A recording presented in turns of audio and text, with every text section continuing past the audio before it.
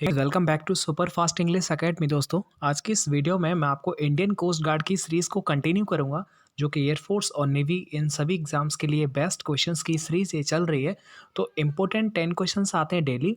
आप regular in सारे practice set को आप लगाइएगा, इससे आपका इंग्लिश और बेहतर हो जाएगा। और जो आप पढ़ रहे हैं, जो आप तैयारी कर रहे हैं, उसे आप कंटिन्यू करते रहिएगा। यदि आप नए तो चैनल को सब्सक्राइब कर लीजिए। देखिएगा, सबसे पहला क्वेश्चन है और इस क्वेश्चन को आप जल्दी से आंसर बताइए क्या होगा। और पहला क्वेश्चन है जो मैं आपके सामने दिखा देता हूँ। ये लिखा है, देखो, फॉर बेटर और वर्स। ये इसका मतलब बताना आपको। ईडियम्स एंड फ्रेजेस है कि फॉर बेटर और वर्स इसका मतलब क्या होगा। जल्दी से सोच के बताइएगा, आराम से, थोड़ा सा गलत नहीं होना चाहिए कि फॉर बेटर और वर्स। देखो, फॉर बेटर और वर्स का मतलब होता है ऑलवेज, यानी कि हर कंडीशन में, हमेशा, हर स्थिति में होता है। मतलब चाहे अच्छा हो चाहे बुरा हो, तो उसे बोलते हैं फॉर बेटर और वर्स। तो इसलिए मैं क्या बोल सकता हूँ, इसका जो एग्जैक्ट आंसर हो जाएगा वो क्या हो जाएगा, ऑलवेज। यहाँ पर इसका एग्जैक्ट आंसर हो जाएगा।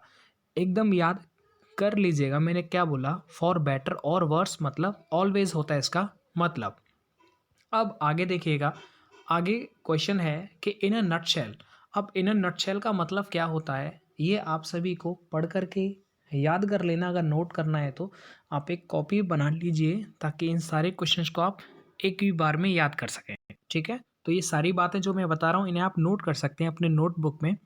अच्छा, अब इन अ नटशेल का मतलब होता है ब्रीफली, मतलब बहुत ब्रीफ में, बहुत संक्षिप्त में। अंडरस्टैंड।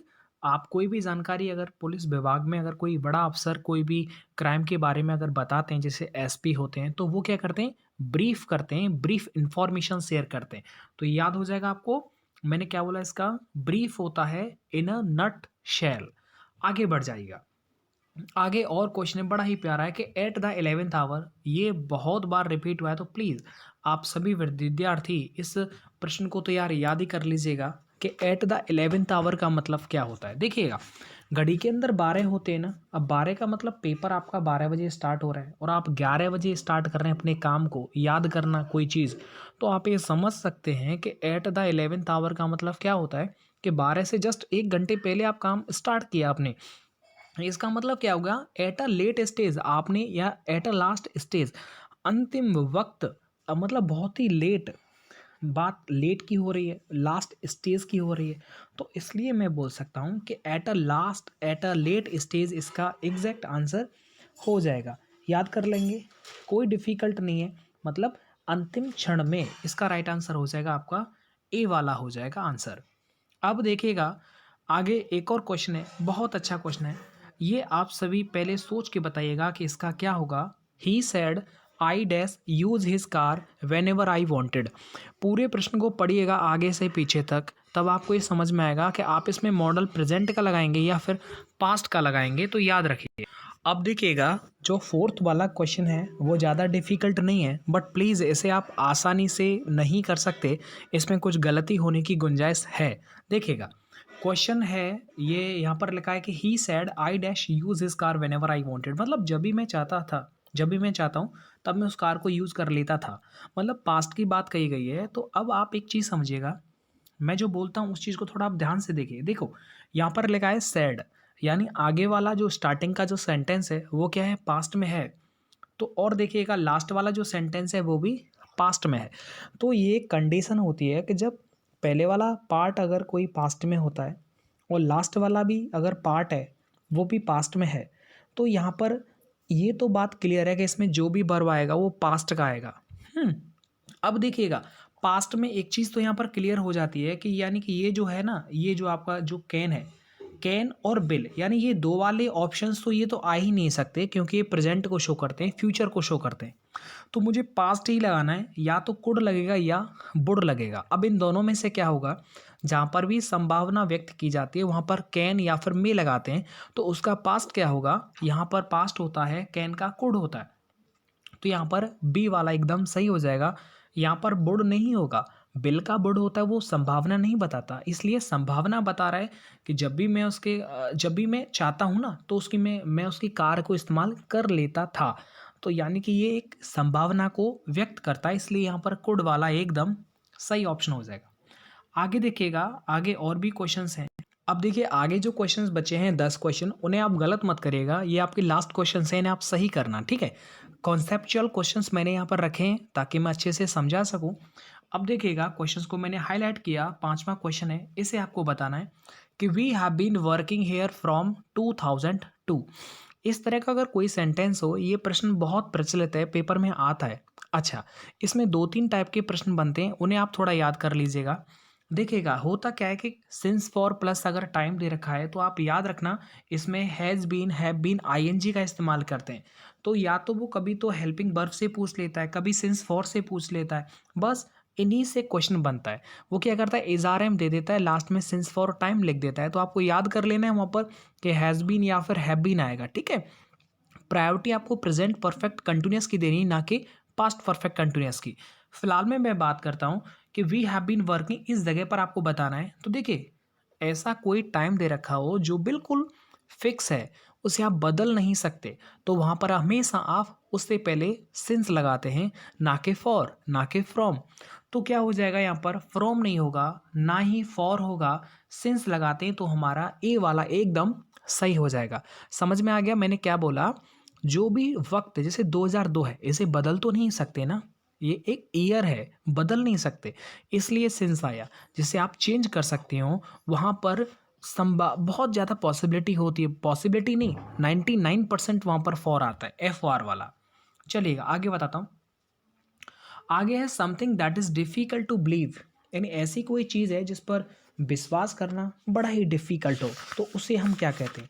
अच्छा क्वेश्चन है, इसे आप याद कर लीजिएगा।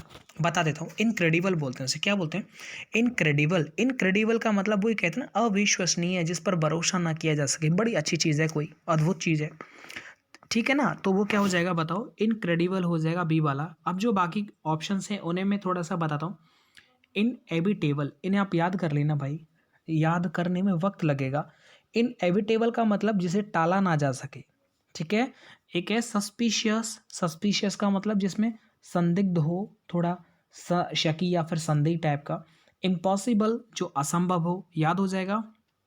आगे देखिएगा, the height of an object above sea level. अब सी लेवल से ऊपर की हाइट को वो पूछ रहा है, तो उसको हम क्या बोलते हैं, ऐसी हाइट जो सी लेवल, समुद्र तल से किसी वस्तु की ऊंचाई अगर है तो उसे ऑल्टीट्यूड बोलते हैं। क्या बोलते हैं, ऑल्टीट्यूड। जब आप नेवी में नौकरी करेंगे, इंडियन कोस्ट गार्ड वाले, तो उनको ऑल्टीट्यूड, लॉन्गिट्यूड, इनसे डेली रेगुलर काम मतलब आपको सीखने को मिलेगा।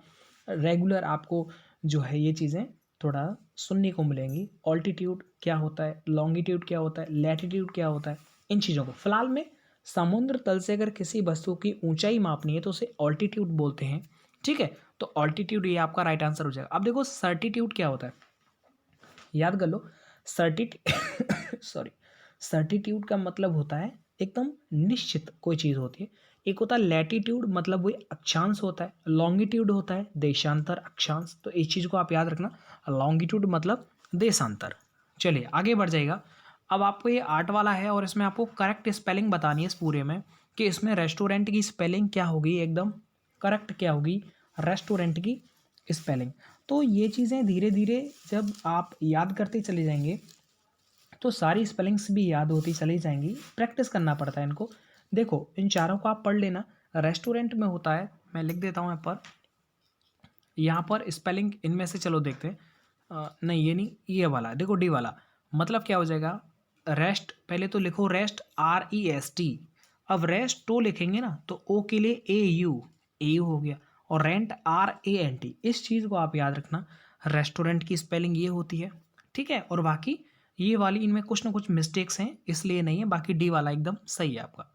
चलिएगा आगे बढ़ जाते हैं। अब देखिएगा एक क्वेश्चन आप सबके लिए एरर वाला। आपने बोला सर कि आप एरर थोड़ा कम करा दीजिएगा, इसलिए मैंने अदर क्वेश्चंस की संख्या को बढ़ा दिया है। देखिए एरर अच्छा है, ये जितना आप ज़्यादा एरर को फाइंड करना सीख लेंगे उतना ही ज़्यादा इंग्लिश पर, ग्रामर पर पकड़ हो जाएगा। ये मेरा अपना विश्वास है, इसलिए मैं आपको एरर ज़्यादा कराता हूँ, ठीक है। एरर तो तभी फाइंड करेंगे जब आपको इंग्लिश ग्रामर आता होगा। तो इंग्लिश ग्रामर को सीखना मतलब एरर को सीखना, इस चीज़ को थोड़ा आप याद रखिएगा। चलो, my sorry, my cousin sister invited me to her birthday party. इस पूरे सेंटेंस में क्या कोई गलती नज़र आ रही है? हमेशा याद रखना, कुछ मत देखना, अगर कहीं सेंटेंस में कहीं कज़िन सिस्टर वगैरह आ जाए ना, तो समझ जाना उसी पार्ट में गलती है। तो इसमें क्या है ना, पार्ट होते हैं, लेकिन मैंने लिखे नहीं ए, बी, सी ऐसे लिखे नहीं है। तो याद रखना, कज़िन के साथ कभी सिस्टर का इस्तेमाल नहीं होता। ये चीज़ आपको याद कर लेनी है, ठीक है? याद हो जाएगा कि कज़िन के साथ आपको सिस्टर का इस्तेमाल नहीं करना है, क्योंकि कज़िन के साथ अच्छा, कज़िन के साथ भाई ना तो ब्रदर आता है ना सिस्टर आता है, याद रख लेना भाई, ठीक है? इनके साथ अगर आता है तो उसे आप हटा दीजिएगा, क्योंकि कज़िन में ही सिस्टर और ब्रदर छुपा होता है। तो हमारा गलत वाला हमने पार्ट छाँट लिया। आगे देखिए 10वां पार्ट है और ये आपको फाइंड करना है इसमें क्या गलती होगा। You should have used the money for paying your debts instead of buy a bike. तो इस पूरे सेंटेंस को जब आप पढ़ेंगे ध्यान से तो आपको समझ में आएगा इसमें क्या गलती है। मैं जल्दी से आपको बता देता हूँ इसमें क्या गलती है। देखिए देखिए, एक चीज़ यहाँ से कॉन्सेप्ट को थोड़ा हम पकड़ते हैं, मैं थोड़ा समझाऊंगा आपको। ये आप देखिएगा यहाँ पर लिख रहा है फॉर पेइंग लिख रहा है ना। इस चीज़ में एक नोटिस करिएगा, फॉर क्या है, एक प्रेपोजिशन है और इसके बाद जो ये आ रही है वर्ब वो आईएनजी के साथ में आ रही है। ऐसे करके जल्दी याद हो जाएगा। वैसे ही आप ये देखिएगा, अब इस वाले पार्ट को आप देखिएगा, इस वाले पार्ट को। ऑफ जो है वो क्या है बताओ, जल्दी से बताओ। ऑफ जो है वो क्या है बताओ, ये प्रेपोजिशन है ना। इसके बाद जो ये वर्ब आ रही है वो कैसी आनी चाहिए, पहले की तरह जीरंड के साथ आती है, यानी आईएनजी के साथ आती है। अच्छा, अब ये रूल आपको याद करना है कि इंस्टेड ऑफ कहीं पर दिख जाए, इन स्टेड ऑफ, ये थोड़ा अलग है। इंस्टेड ऑफ कहीं दिख जाए तो इसके बाद जो वर्ब आता है वो हमेशा आईएनजी के साथ आता है, तो ये आप याद कर लीजिएगा। यानी इंस्टेड ऑफ के बाद जो भी आएगा वर्ब वो आईएनजी के साथ आएगा। चलेगा दोस्तों सॉरी उम्मीद करता हूँ कि आप सभी को अच्छी तरीके से समझ में आ गया होगा। इस पूरी पीडीएफ को मैं आपको सेंड कर दूंगा आपके टेलीग्राम ग्रुप में। जल्दी से मुझे कमेंट करके बताइएगा कि आप सभी का स्कोर क्या रहा, और अच्छे क्वेश्चंस को मैं अभी जो है टाइप कर लेता हूँ, ताकि आने वाली नेक्स्ट वीडियो में उन क्वेश्चंस को मैं ऐड कर सकूँ। आपसे यही बस रिक्वेस्ट है कि आप सभी विद्यार्थी भले ही लाइक मत करो, कुछ मत करो, बस ये जितने भी मैं क्वेश्चंस करा रहा हूँ उन्हें नोट कर लो और समझ लो कि सर क्या बता रहे हैं। ये बहुत बेहतर होंगे। जैसे जैसे आपका एग्ज़ाम नज़दीक आता जाएगा वैसे वैसे बहुत सारी चीज़ें आपको प्रोवाइड मैं टाइम पर कर दूंगा। आप अकेले नहीं हैं, मैं आप सबके साथ में हूँ। Thank you so much.